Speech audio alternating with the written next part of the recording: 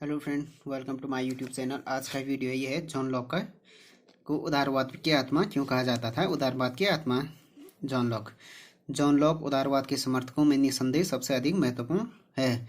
Lock को उदारवाद की आत्मा कहा जा सकता है क्योंकि उसने अपने दर्शन में स्वतंत्रता को शासन के सर्वोच्च लक्ष्य का स्थान प्रदान किया है। उदारवाद के दो रूप प्रचलित है, एक हो गया प्राचीन उदारवाद, ये दूसरा हो गया पुरातन उदारवाद। और नवीन जो उदारवाद है उसका प्रतिपादन जेम्स मिल हो गया,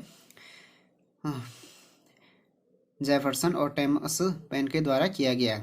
राज्य को श्रेष्ठतम अवस्था में भी एक बुराई ही मानता है उदारवाद। उसे केवल एक प्रहरी का ही रूप प्रदान करता है और राज्य के कार्य क्षेत्र को सीमित रखने के पक्ष में है उदारवाद।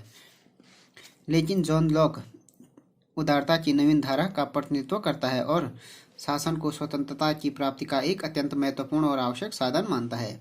लॉक उदारवादी इस बात में है कि वह शासन को व्यक्ति स्वातंत्र्य की प्राप्ति का एक आवश्यक साधन मानते हुए भी यह कभी नहीं भूला है कि शासकीय शक्ति की मर्यादाएं निर्धारित की जानी चाहिए, जिससे कि इस शक्ति का प्रयोग मानवीय स्वतंत्रता के विरुद्ध न हो सके। उसके द्वारा सामाजिक समझौता सिद्धांत की संपूर्ण व्यूह रचना मानवीय स्वतंत्रता के लक्ष्य को दृष्टि में रखकर ही की गई है। ये हैकर का कथन भी है कि जब सभी पुरोगामी विचारकों ने राज्य को अधिक सुदृढ़ बनाने के प्रयत्न किए, लॉक प्रथम विचारक है जिसने राज्य संस्था को कमजोर बनाने और उसकी शक्तियों को सीमित करने का प्रयत्न किया। लॉक क्या था, उदारवाद का समर्थक था। उसने ये कहा कि लॉक शासन को स्वतंत्रता की प्राप्ति का एक महत्वपूर्ण एवं अत्यंत आवश्यक साधन मानता था। लॉक की जो धारणा थी वो थी कि प्राकृतिक अवस्था में व्यक्तियों को कुछ अधिकार प्राप्त थे और राजनीतिक समाज की स्थापना के बाद भी उनके ये अधिकार पूर्णतः सुरक्षित रहे। तो लॉक का ये मानना था कि मनुष्य को प्राकृतिक अवस्था में कुछ अधिकार प्राप्त थे जो क्या राज्य के स्थापना के बाद भी सुरक्षित रहे। डनिंग के शब्दों में व्यक्ति के प्राकृतिक अधिकार संप्रभु समाज के अधिकारों को ठीक वैसे ही सीमित करते हैं जिस प्रकार प्राकृतिक अधिकार अन्य व्यक्तियों के प्राकृतिक अधिकारों को सीमित करते हैं। शक्ति का कोई दुरुपयोग न करे, इसलिए लॉक ने शक्ति विभाजन का सिद्धांत भी कर दिया है। वह विधायिका और कार्यपालिका विभागों को बिल्कुल अलग अलग रखना चाहता था क्योंकि उसका विचार था कि दोनों शक्तियों के एक ही स्थान पर केंद्रित होने से स्वतंत्रता को खतरे उत्पन्न हो सकता है। तो उसने ये कहा कि कार्यपालिका और विधायिका विभागों को बिल्कुल अलग अलग, क्योंकि उसका ये विचार था कि दोनों शक्तियों का एक स्थान पर केंद्रित होने से क्या हो गया, स्वतंत्रता का खतरा उत्पन्न हो सकता है।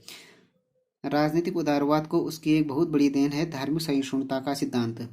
उसका विचार है कि व्यक्ति को अपनी आत्मा के अनुसार कार्य करने की पूर्ण स्वतंत्रता दी जानी चाहिए। तो उसका उदारवाद को एक बहुत बड़ी देन है धार्मिक सहिष्णुता, रिलीजियस टॉलरेंस का सिद्धांत। उसका ये विचार है कि व्यक्ति को अपनी आत्मा के अनुसार कार्य करने की पूरी स्वतंत्रता दी जानी चाहिए। उसका कहना है कि एक ही राज्य में सबको इस बात की छूट होनी चाहिए कि जो व्यक्ति जो धर्म चाहे माने और चाहे जिस संप्रदाय का सदस्य रहे। वस्तुतः लॉक व्यक्तियों की स्वतंत्रता की रक्षा के प्रति इतना अधिक जागरूक है कि उसके द्वारा व्यक्तियों को कुशासन के विरुद्ध विद्रोह का स्पष्ट अधिकार प्राप्त किया गया है।